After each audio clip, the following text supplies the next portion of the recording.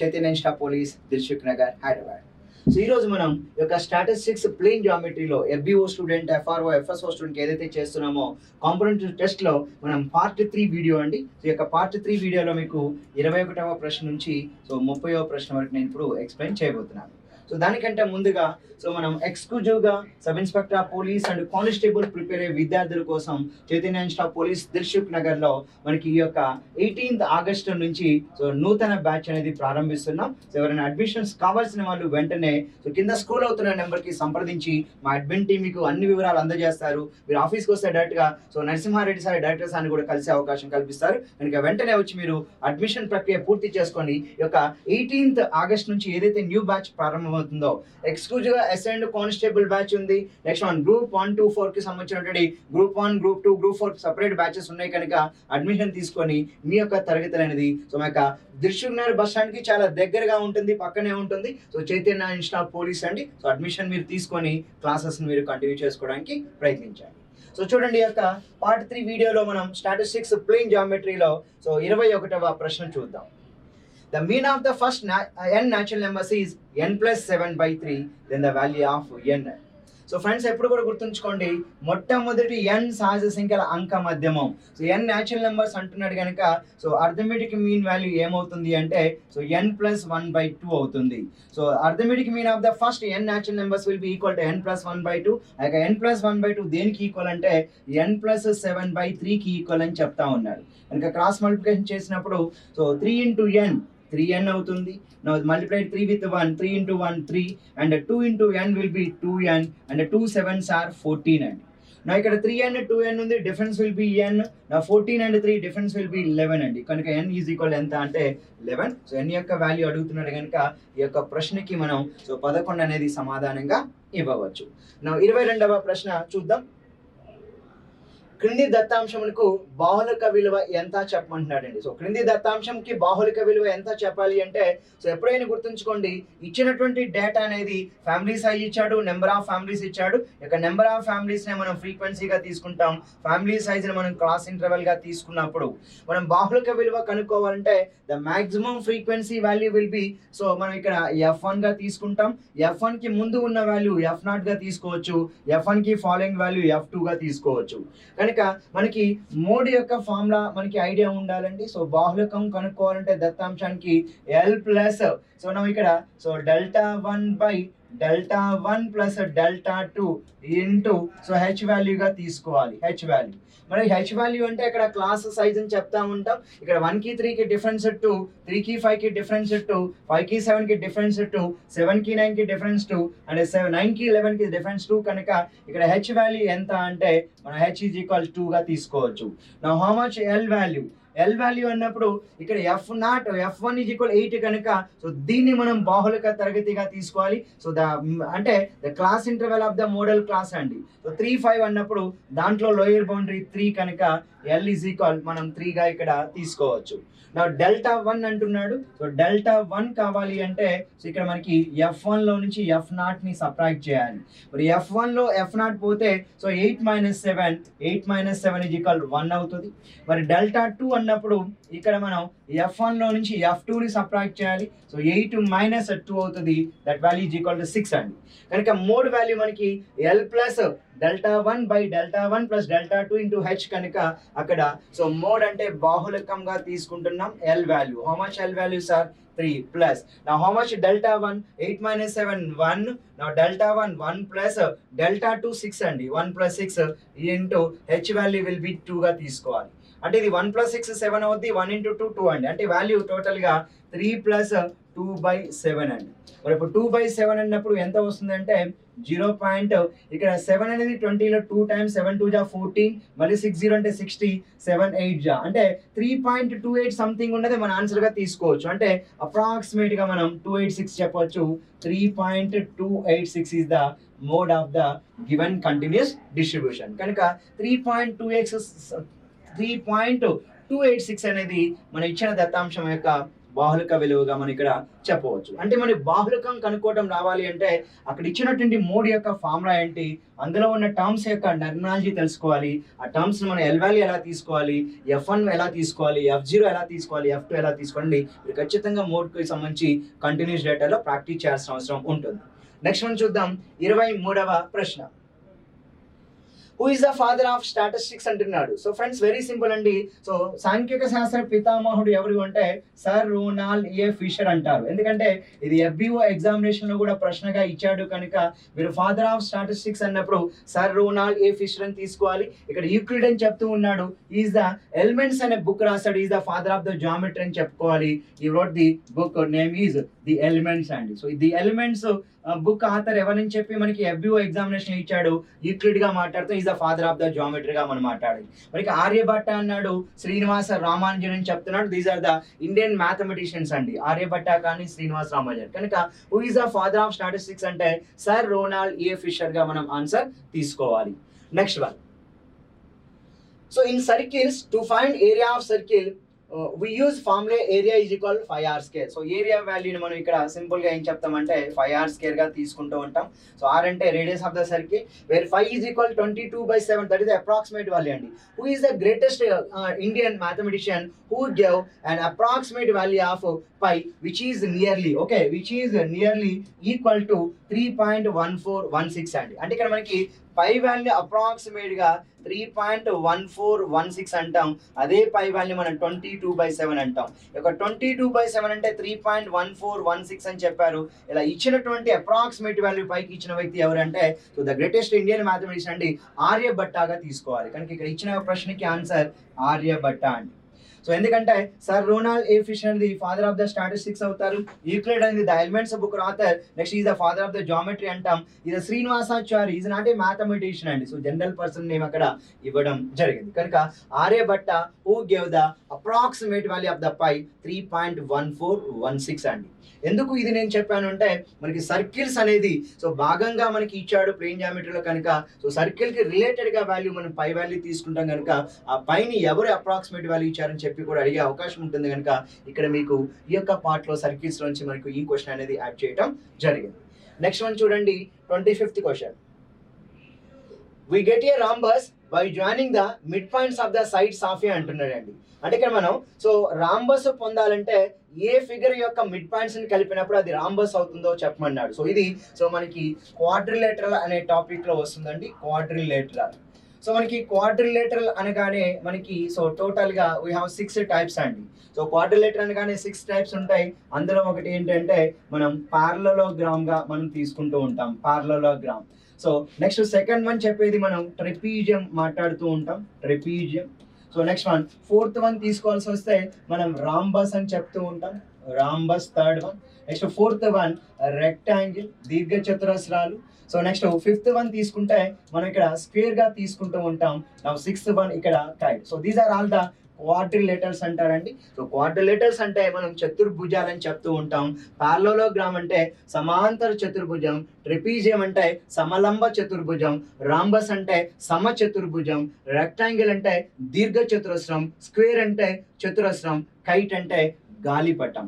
So ఈ యొక్క diagrams లో ఆ డయాగ్రామ్స్ యొక్క మిడ్ పాయింట్స్ ని మనం యాడ్ చేసినప్పుడు వచ్చే తయారయ్యే ఫిగర్ ఏంటో మనం చూడాలి. సో ఫర్ ఎగ్జాంపుల్ మీరు ఎప్పుడు కూడా గుర్తుంచుకోండి, ఒక పారలలోగ్రామ్ తీసుకుంటే ఆ పారలలోగ్రామ్ భుజంలో ఉన్నటువంటి మధ్య బిందువులను కలిపినప్పుడు మనకు వచ్చే పటం కూడా ఏమవుతుందంటే పారలలోగ్రామ్ అవుతుంది. అంటే పారలలోగ్రామ్ నుంచి మనకి మరలా భుజాల మధ్య బిందువులను కలిపినప్పుడు కూడా పారలలోగ్రామే వస్తుంది. మరి ఒక క్వాడ్రిలేటర్ లో భుజాల మధ్య బిందువులను కలిపితే మరలా పారలలోగ్రామ్ వస్తుంది. పారలలోగ్రామ్ నుంచి కూడా పారలలోగ్రామ్ వస్తుంది. సో మీరు ఒక టెక్నిక్ చెప్తాను ఇక్కడ, R2R అని గుర్తుంచుకోండి అండి. ఒక రాంబస్ లోని భుజాల మధ్య బిందువులను కలిపితే రెక్టాంగిల్ ఏర్పడుతుంది. ఒక రెక్టాంగిల్ లోని భుజాల మధ్య బిందువులను కలిపితే రాంబస్ ఏర్పడుతుంది. కనుక ఇక్కడ క్వశ్చన్ ఏమన్నాడు, క్రింది ఏ పటం యొక్క భుజాల మధ్య బిందువులు వరుసగా కలిపితే ఏర్పడే పటం రాంబస్ అవుతుంది అంటున్నాడు. కాబట్టి ఫ్రెండ్స్ మీరు R2R రిలేషన్ గుర్తుంచుకోండి. ఒక సో రెక్టాంగిల్లో ఆ భుజాల యొక్క మధ్య బిందువుల్ని కలిపినప్పుడు మనకు ఏర్పడేటువంటి పటం ఏది అంటే వరుసగా కలిపినప్పుడు ఏర్పడే పటం రాంబస్. అంటే ఇక్కడ వచ్చేటువంటి పటం ఏంటంటే రాంబస్ గా చెప్పాలి. సో బయట ఉన్నది రెక్టాంగిల్ అండి, ఇది ఒక క్వాడ్రిలేటర్. ఈ క్వాడ్రిలేటర్ లో రెక్టాంగిల్ లో ఉన్న మధ్య బిందువుల్ని కలిపినప్పుడు లోపల ఏర్పడే పటం ఏంటంటే రాంబస్. కాబట్టి ఏ పటం యొక్క భుజాల మధ్య బిందువులు వరుసగా కలిపితే ఏర్పడే పటం రాంబస్ అంటున్నాడు. We get a rhombus by joining the mid points of the slides up A అన్నాడు. your answer will be rectangle is the correct answer. అదే మనం రెక్టాంగిల్ లో మధ్య బిందువులు కలిపితే రాంబస్ వస్తుంది.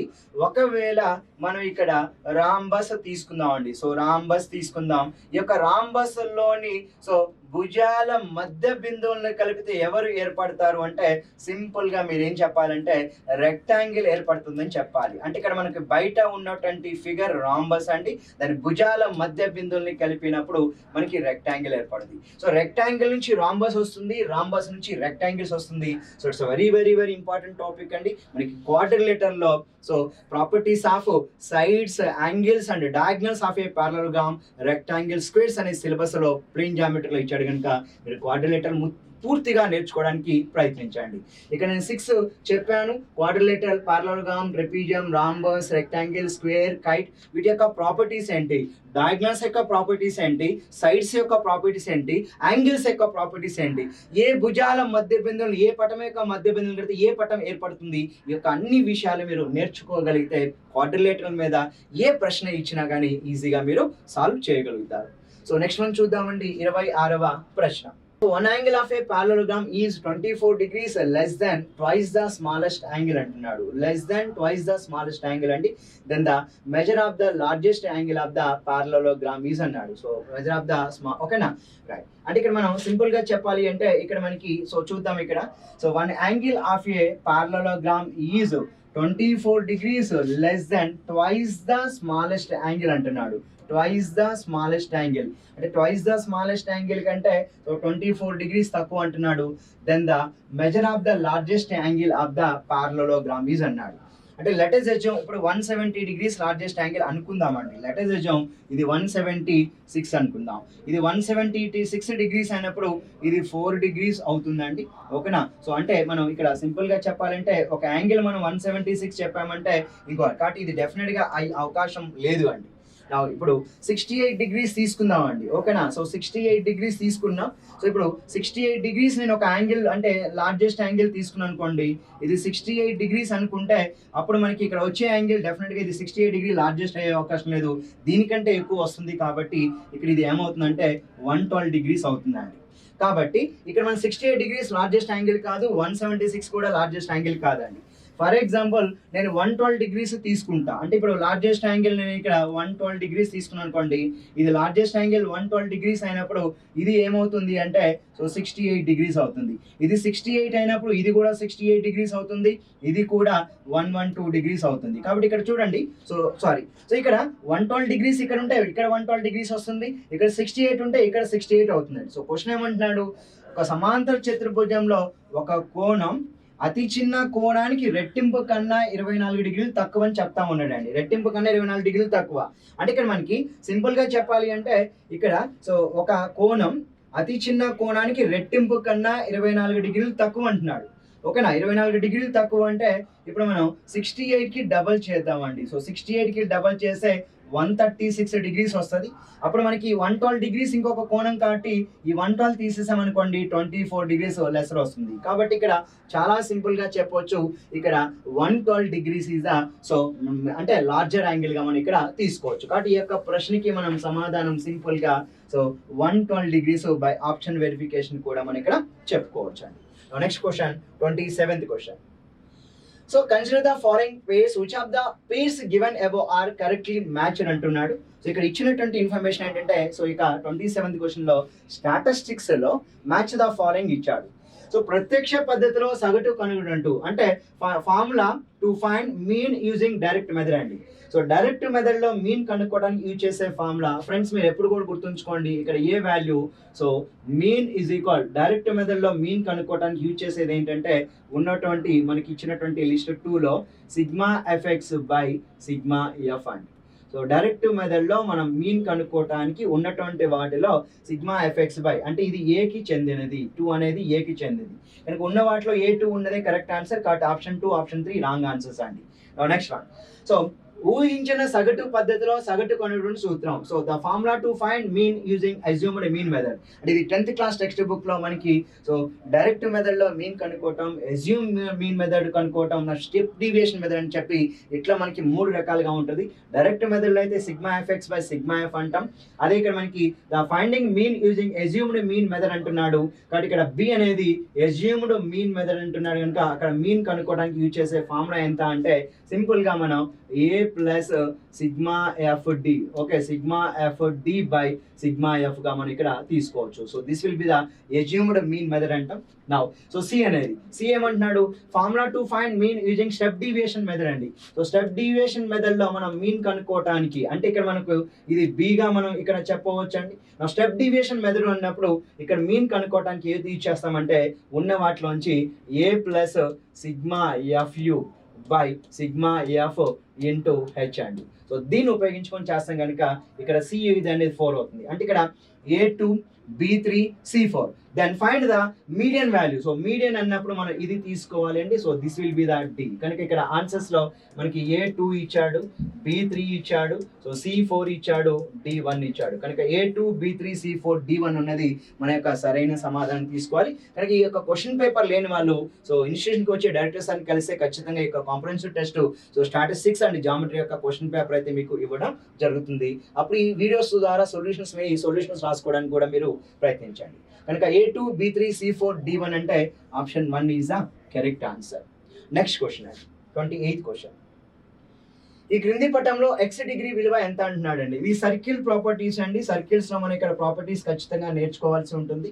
సో ఇక్కడ మనకి ఇక్కడ ఏ అనే పాయింట్ తీసుకున్నాడు, ఇక్కడ బి అనే పాయింట్ తీసుకున్నాడు. దీన్ని మనం సింపుల్ గా ఏమని చెప్తామంటే ఆర్క్ ఏబి అంటాం. సో ఈ యొక్క ఆర్క్ ఏబి అనేది సో ఇక్కడ మనకి సో సెంటర్ ఇది సెంటర్ గా తీసుకుంటే ఈ సెంటర్ వద్ద ఉన్నటువంటి యాంగిల్ ఓ అని చెప్తూ ఉన్నాం. సో ఇక్కడ మనకి ఇక్కడ వచ్చేటువంటి యాంగిల్. సో నెక్స్ట్ వన్ ఇక్కడ చూడండి. సో ఇక్కడ యాంగిల్ ఎంత చేస్తుందంటే 40 degrees చేస్తుందండి. Right. So the angle subtended by an arc at the centre is the angle, okay, the arc subtended the so angle at the circumference will be double itself అండి. అంటే ఇక్కడ ఇది 40 degrees ఉన్నప్పుడు ఇక్కడ ఉండే యాంగిల్ ఎంత అంటే సో ఇక్కడ ఉండే యాంగిల్ ఈ యాంగిల్ కి డబుల్ ఉంటుంది కనుక ఇక్కడ 40 degrees అయినప్పుడు ఇది 80 degrees అవుతుంది.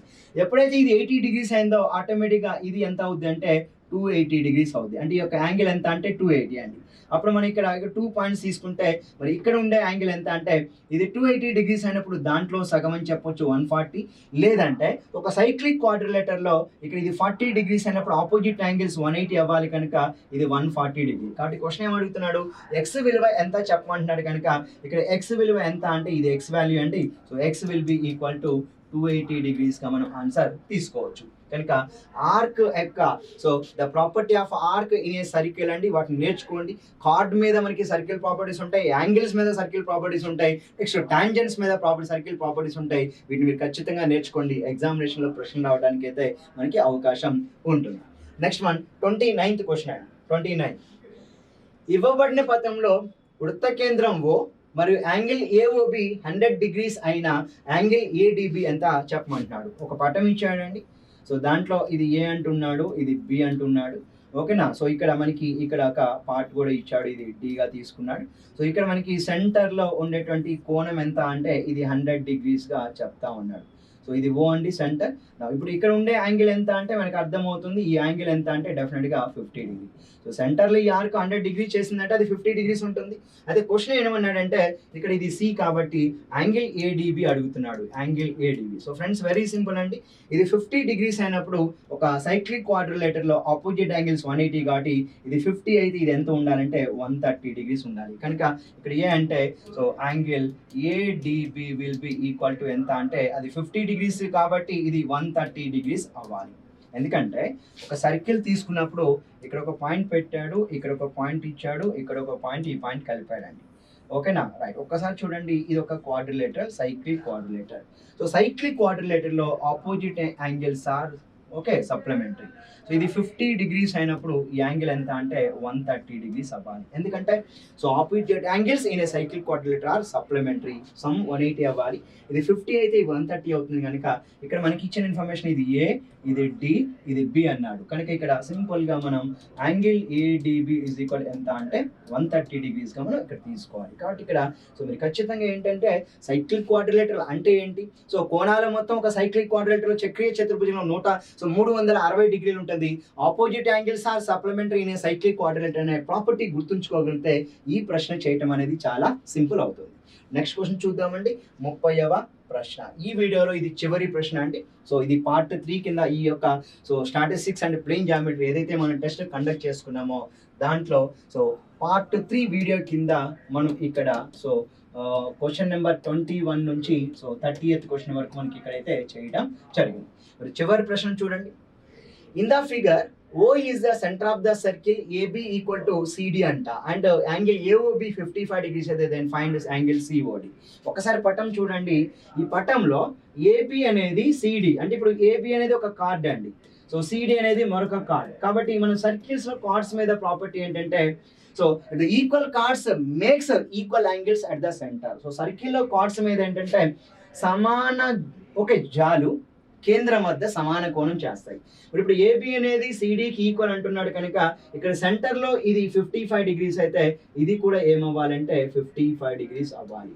సో మనకి అడుగుతుంది ఏంటంటే యాంగిల్ సిఓడి అడుగుతున్నాయండి. Then angle COD is equal ఎంత అంటే 55 degrees చెప్పాలి. కాబట్టి ఈ యొక్క ప్రశ్నకి మనం ఇక్కడ సో యాంగిల్ సిఓడి అనేది మన 55 degreesగా మనం ఇక్కడ మాట్లాడుకోవాలి. అంటే ఇక్కడ 30th క్వశ్చన్లో ఇక్కడ మనకి సో క్వశ్చన్ పేపర్లో అయితే మీకు కరెక్ట్గానే వచ్చింది, బట్ ఇక్కడ సో ఆప్షన్స్ ఏంటంటే ఇవి సో 125 degrees, సో నెక్స్ట్ మన 130, ఇక్కడ ఆప్షన్ వచ్చి మనకి 55 degrees. సో క్వశ్చన్ పేపర్లో కరెక్ట్గానే ఉందండి. సో కాబట్టి your answer will be third option 55 degrees is the correct answer. So ఈ విధంగా మనం so question number 21 to 30 questions నేర్చుకున్నామండి. సో ఇంపార్టెంట్ అనౌన్స్మెంట్ చేస్తున్నాను. ఎవరైతే విద్యార్థులు ఎక్స్క్లూజివ్గా సో ఈ యొక్క తెలంగాణ పబ్లిక్ సర్వీస్ కమిషన్ అవ్వచ్చు లేదా ఆంధ్రప్రదేశ్ పబ్లిక్ సర్వీస్ కమిషన్ అవ్వచ్చు, మనకి త్వరలో తెలంగాణ పబ్లిక్ సర్వీస్ కమిషన్ నుంచి forest beat officer notification, FRO notification and FSO notification ఉంది. సో వీటిని దృష్టిలో పెట్టుకొని మీకు ఈ యొక్క సెప్టెంబర్ 30వ తారీఖు నుంచి సో ఫారెస్ట్రీ ఎగ్జామ్ రెడీ అయ్యే విద్యార్థులకి Telangana public service commission exams FBO FRO ఎఫ్ఎస్ఓకి సెపరేట్ బ్యాచెస్ అనేది సెప్టెంబర్ 3వ తారీఖు నుంచి మేము ప్రారంభిస్తున్నాం కనుక అడ్మిషన్స్ ఓపెన్ చేసాం. సెప్టెంబర్ 3rd బ్యాచ్ కి ఇది ఎక్స్క్లూజివ్ గా మార్నింగ్ 8:30 నుంచి సో మధ్యాహ్నం వరకు క్లాసెస్ జరుగుతాయి. ఈ యొక్క ఎఫ్బిఓ ఎఫ్ఆర్ఓ ఎఫ్ఎస్ఓ బ్యాచ్ అనేది కనుక ఎవరైనా అడ్మిషన్ తీసుకోవాలంటే ఈ యొక్క ఆగస్టు 17th లోపు మీరు వచ్చి అడ్మిషన్స్ తీసుకోవచ్చు. అడ్మిన్ టీం మీకు సో ఉన్నటువంటి ఆఫర్ ఏంటని చెప్తారు ఫోన్ ద్వారా. మీరు వచ్చి డైరెక్టర్స్ అని కలిస్తే కొంత డిస్కౌంట్ కూడా సో బిఫోర్ ఆగస్టు 7th లోపు జాయిన్ అయిన విద్యార్థులకు మాత్రమే ఈ యొక్క కోర్సులో ఎక్స్క్లూజివ్ టీజీపీఎస్సీ ఎఫ్బిఓ ఎఫ్ఆర్ఓ ఎఫ్ఎస్ఓలో డిస్కౌంట్ అనేది ఇవ్వడం జరుగుతుంది. ఆగస్ట్ 18th రోజు SA and PC separate batch ఉంది, గ్రూప్ 2 గ్రూప్ 4 సెపరేట్ బ్యాచ్ ఉంది. Next one so September 3rd అనేది TGPSC FBO FRO FSO separate batch ఉంది. ఆగస్ట్ 17th లోపు జాయిన్ అయిన విద్యార్థులకి కొంత డిస్కౌంట్ కూడా ఇవ్వడం జరుగుతుంది. వచ్చి మీరు డైరెక్టర్ సార్ని సంప్రదించాల్సిందిగా కోరుకుంటున్నాను. థ్యాంక్ యూ వెరీ మచ్ అండి. నెక్స్ట్ వీడియోలో నేను పార్ట్ 4 స్టాటిస్టిక్స్ ప్లేన్ జామెట్రీ చేయడం జరుగుతుంది. ధన్యవాదాలు.